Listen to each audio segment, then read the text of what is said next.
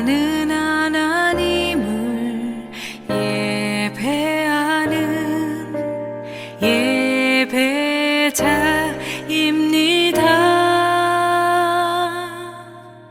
내가 서 있는 곳 어디서나 하나님을 예배합니다.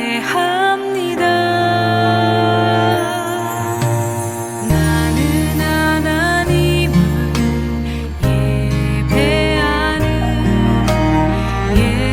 예배자입니다.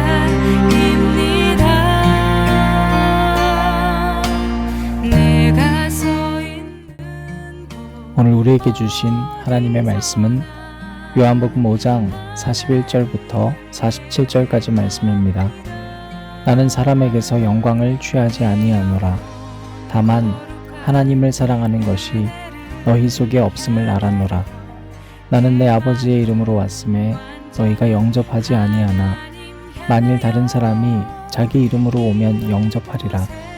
너희가 서로 영광을 취하고 유일하신 하나님께로부터 오는 영광은 구하지 아니하니 어찌 나를 믿을 수 있느냐. 내가 너희를 아버지께 고발할까 생각하지 말라. 너희를 고발하는 이가 있으니 곧 너희가 바라는 자 모세니라. 모세를 믿었더라면 또 나를 믿었으리니 이는 그가 내게 대하여 기록하였음이라. 그러나 그의 글도 믿지 아니하거든 어찌 내 말을 믿겠느냐 하시니라. 아멘.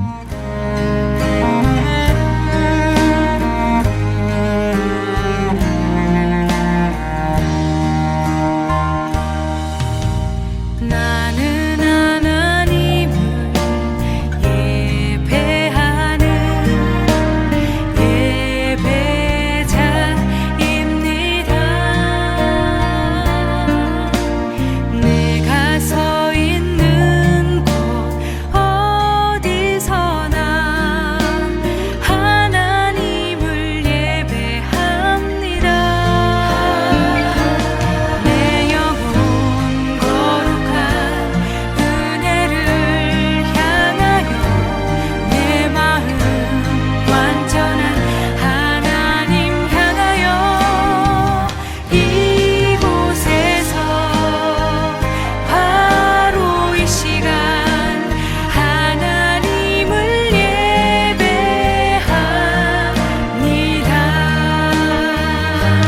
내 영혼 거룩한 은혜를 향하여 내 마음 완전한 하나님 향하여 이곳에서 바로 이 시간 하나님을 예배합니다. 내 영혼 거룩한 은혜를 향하여 내 마음 완전한 하나님 향하여 이곳에서 바로 이 시간 하나님을 예배합니다.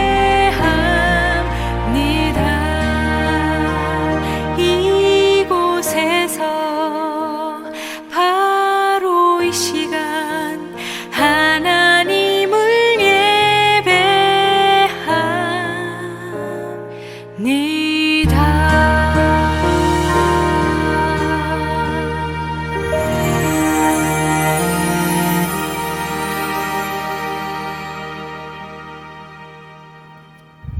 오늘도 우리 주님의 크신 은혜가 저와 여러분에게 가득하기를 바랍니다.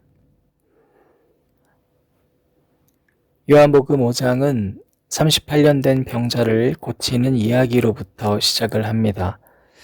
오늘 우리가 나누게 되는 본문 말씀 바로 그 다음에 나오기 때문에 이 장면을 이해해야지만 여러분들이 오늘 이 말씀을 또한 이해할 수가 있습니다.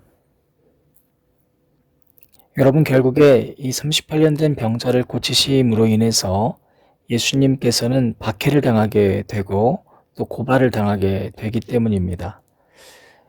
유대인들이 어마어마하게 박해했습니다. 그리고 그에 대해서 예수님이 왜 내가 이런 행동을 했는지 유대인들에게 설파하고 있습니다. 그렇다면 유대인들은 도대체 뭐가 불만족인 걸까요?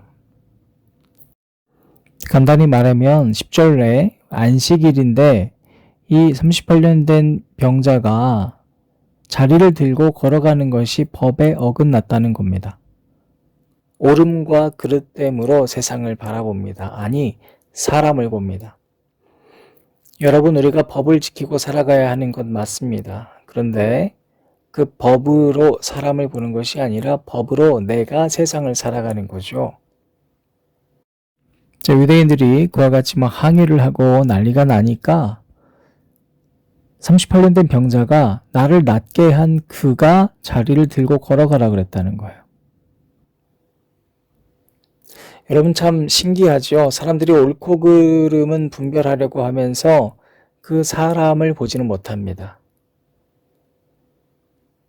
여러분 예수님이 먼저 이 병자를 어떻게 만났는가를 보면 5절에 병자는 자신에게 병이라는 문제가 있었습니다.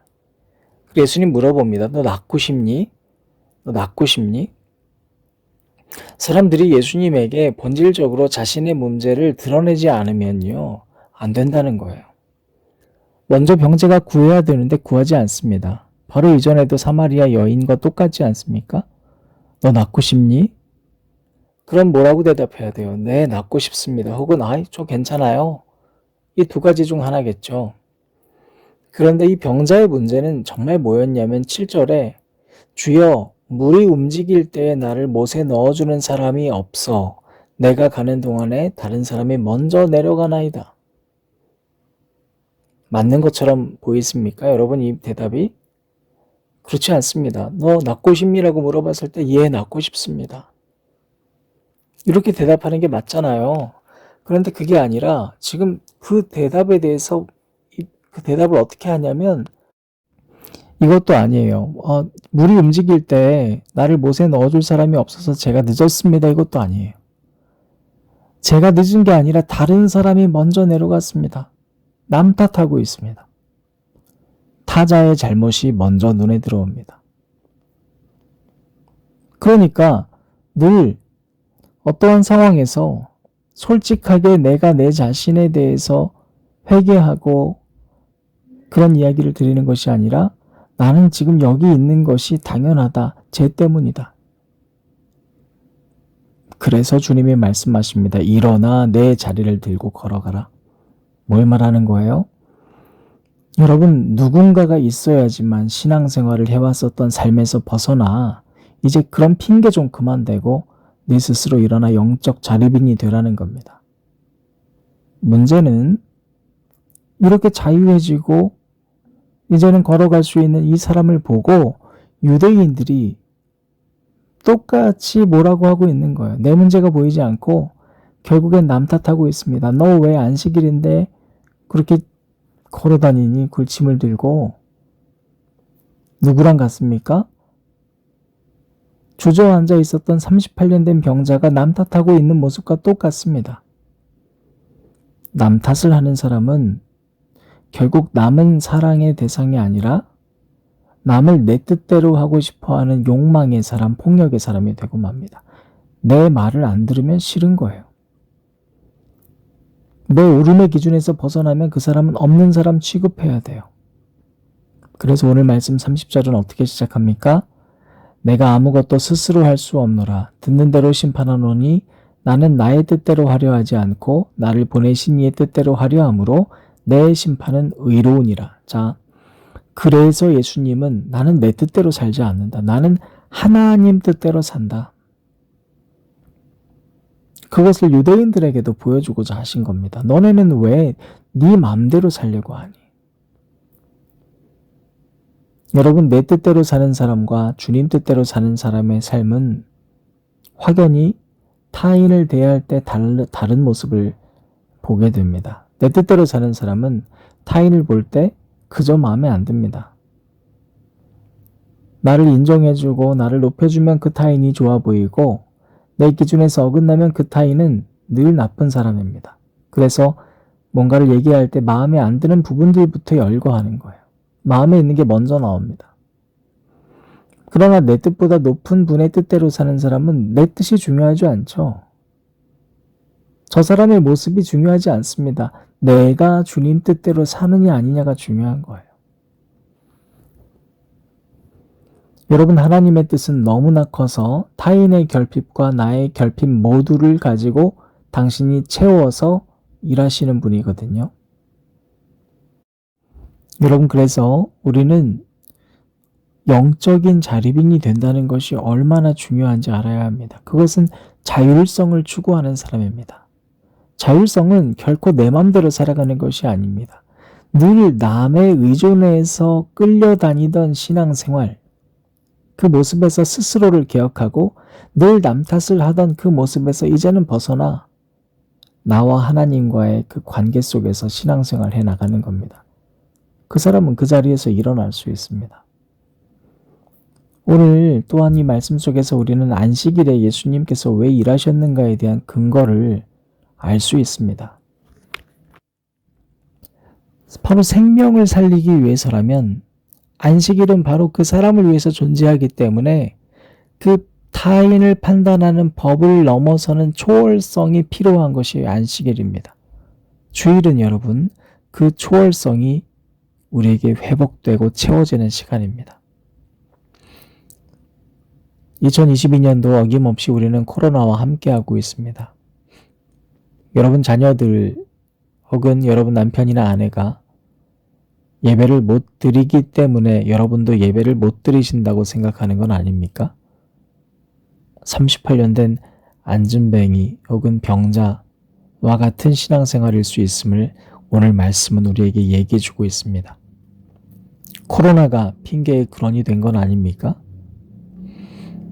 여러분, 우리 한국교회 구성원들에게 얼마 전에 설문조사를 했습니다. 그리고 70%가 대면 예배가 필요하다.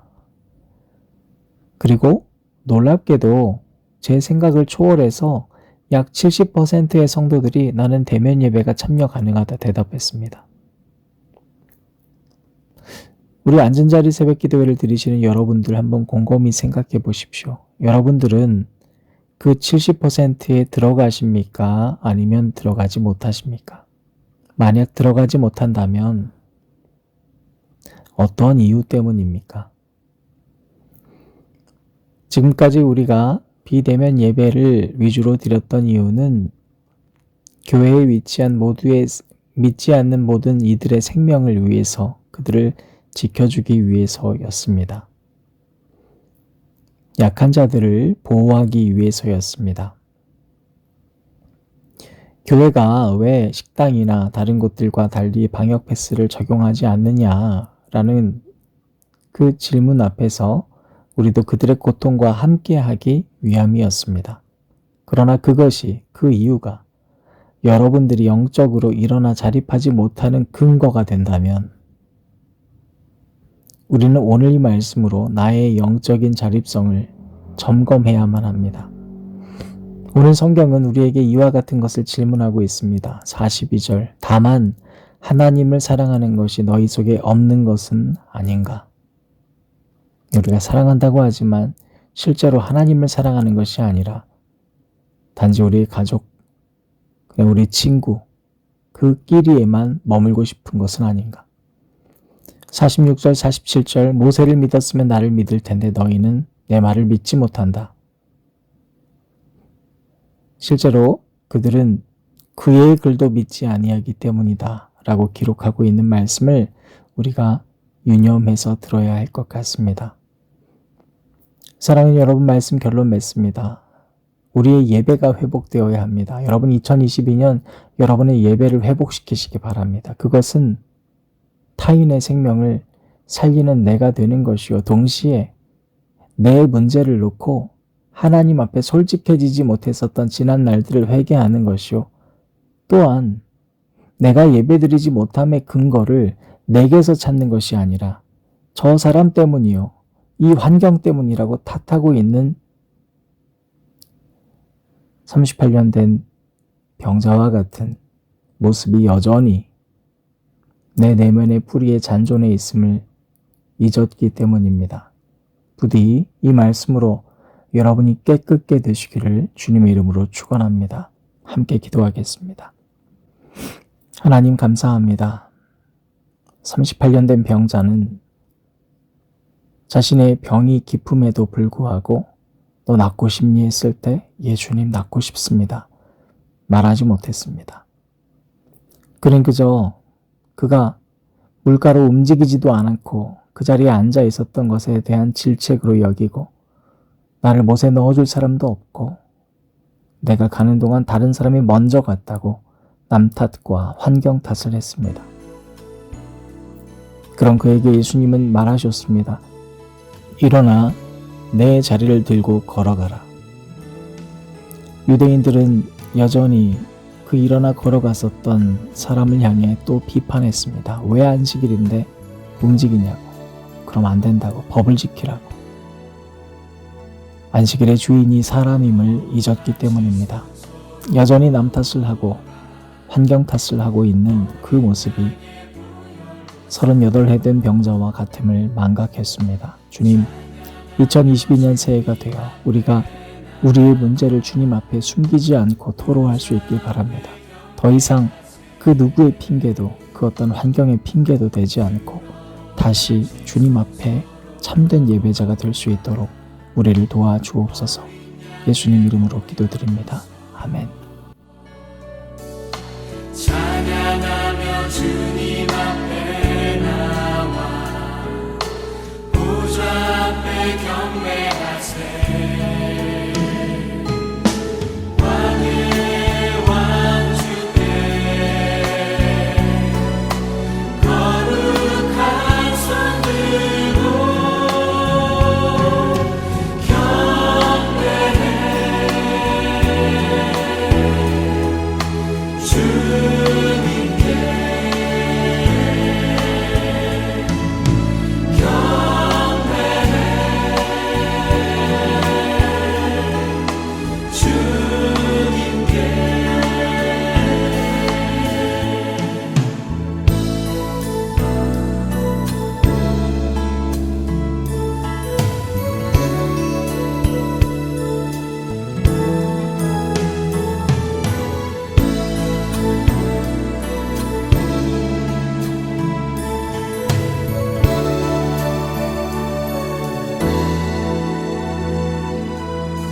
들어오라 지성소로라 어린 양의 보혈로서 찬양하며 주님 앞에 나와 보좌 앞에 경배하세.